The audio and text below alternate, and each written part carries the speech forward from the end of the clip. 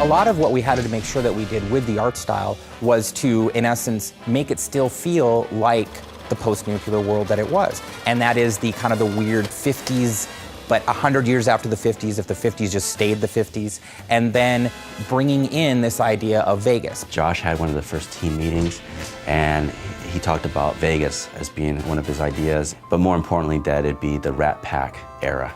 And when he said that, then I was just joyous, because it's just great aesthetics at that time. When we started the game, there were a few things aesthetically that we knew we wanted to do. We wanted to make sure that the architectural style of homes, and as well as the casinos, either reflected 50s style from the Vegas era, or it reflected an even earlier time, more like the settlers of the West.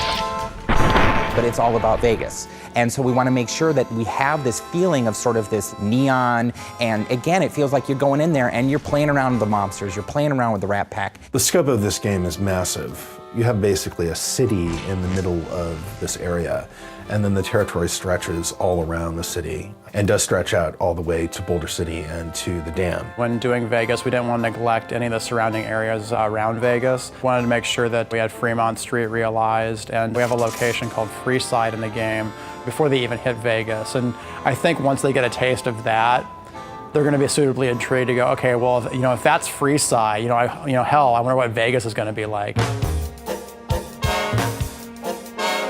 The Vegas that we were representing was really classic Vegas. This is something that dovetails nicely with the general aesthetic of the Fallout series as a whole. Everything to do with the Strip is a big artistic playground. One of the strengths we saw about being able to use Vegas as a location is because all those casinos have their own individual themes. It's like a big amusement park the size of a city.